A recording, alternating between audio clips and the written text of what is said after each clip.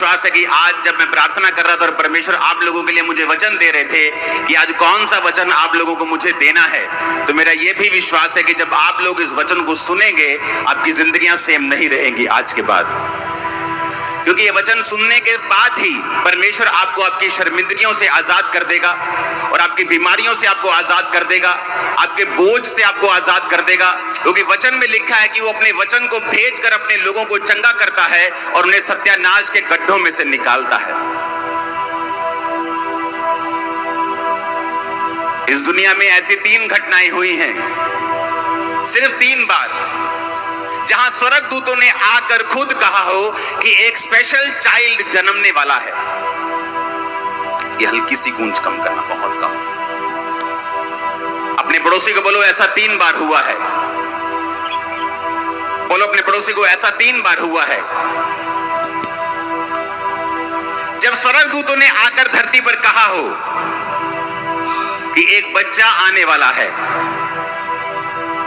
ऐसा सिर्फ 3 बार हुआ है इस दुनिया में कि किसी व्यक्ति के आने से पहले स्वर्गदूत ने कहा हो, परमेश्वर के दूत ने आकर, एंजल्स ने कहा हो कि एक फलाना फलाना बेटा, फलाना फलाना बच्चा तुम्हारे बीच में आ रहा है। पहला था सैमसन, दूसरा था यूहन्ना बपतिस्मा देने वाला और तीसरा प्रभु यीशु मसीह।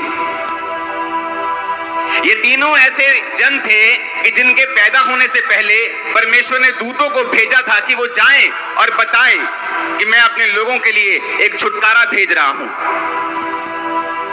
न्यायों 13 उसकी 1 से 5 आयत में लिखा है, इजराइलियों ने यहोवा की दृष्टि में बुरा किया, इसलिए यहोवा ने उनको पलिश्तियों के वश में कर दिया। दानियों के कुल में सोरावासी मनोह नामक एक पुरुष था जिसकी पत्नी बांझ थी और कोई पुत्र नहीं था। और उस स्त्री को यहोवा के दूत ने दर्शन देके कहा, सुन, बांझ होने के कारण तेरा बच्चा नहीं, परंतु अब तू गर्भवती होगी और तेरे बेटा होगा। परंतु सावधान रह, ना तो दाख मधु, ना किसी प्रकार की शराब, ना कोई अशुद्ध वस्तु तू खा, क्योंकि तू गर्भवती होगी और तेरे एक बेटा उत्पन्न होगा।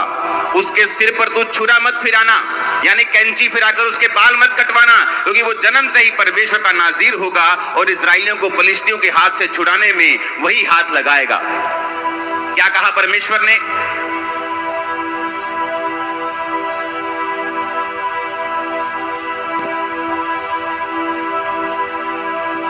कि वो इजराइलियों को छुड़ाने वाला होगा। लेकिन जब हम पहली आयत को दोबारा पढ़ते हैं, इजराइलियों ने यहोवा की दृष्टि में बुरा किया और यहोवा ने उनको पलिश्तियों के वश में 40 वर्ष के लिए रखा। जब भी इजराइली परमेश्वर की दृष्टि में कुछ बुरा करते थे तो वचन कहता है कि उनके दुश्मन उनके ऊपर कब्जा कर लेते थे। शुरू से लेकर ही अब तक ऐसा ही होता आया है। जब भी परमेश्वर ने अपने लोगों को छुड़ाता था और वो लोग परमेश्वर से फिर पाप करने लगते थे, मूर्ति पूजा करने लगते, व्यभिचार करने लगते, और बाइबल कहती है वो पाप के कारण परमेश्वर फिर से उनको बंधुआई देता था। और यहां भी ऐसा हो रहा था। मिस्र से छुड़ाए जाने के बाद, मूसा के चमत्कारों को, परमेश्वर के चमत्कारों को देखने के बाद ये लोग सुधरे नहीं और परमेश्वर से अपने मुख को फेर लिया। जब आदमी परमेश्वर से अपने मुंह को फेर लेता है तो वचन कहता है कि शैतान उसके ऊपर कब्जा करेगा। वो चाहे जितना मर्जी समझदार हो, वो जितना मर्जी बड़ा हो, बड़े बड़े ओहदे के ऊपर हो या एक मजदूर हो, चाहे किसी देश का राजा हो, अगर वो परमेश्वर के वचन के अनुसार नहीं चलेगा तो वचन कहता है कि शैतान, बीमारियां, डिप्रेशन, नशे, अलग अलग तरह के दुख उसके ऊपर कब्जा कर लेंगे। पुराने नियम में वो कब्जा शारीरिक रूप में होता था और दूसरे देश उनके ऊपर कब्जा कर लेते थे।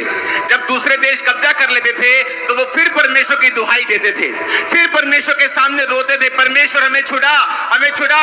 और परमेश्वर फिर एक आदमी को भेजता था, अपने दासों को भेजता था और वो उनको फिर परमेश्वर का वचन सुना के बोलते थे कि बेटा, बेटी, हे प्रजा के लोगों, तौबा कर लो। तो परमेश्वर फिर से विश्राम के दिन, शांति के दिन तुम्हारी जिंदगी में भेज देगा। तो वो फिर तौबा करते थे और फिर परमेश्वर उनको शांति देता था, फिर उनको चंगा करता था, फिर सांपों को, बीमारियों को उनकी जिंदगी से दूर कर देता था। और यहां पर वचन लिखा है कि जब उन्होंने परमेश्वर की दृष्टि में बुरा किया तो परमेश्वर ने एक फिर डिलीवरर को, एक छुटकारा देने वाले को उनके बीच में पैदा किया। स्वर्गदूत आया और कहा कि तेरे अंदर जो पांचपन है अब वो खत्म हो जाएगा, परमेश्वर तेरे को एक बेटा देगा, उसके सिर पे छुरा नहीं फिरना चाहिए। ये कब की बात है? यीशु मसीह के जन्म से 1000 साल पहले की।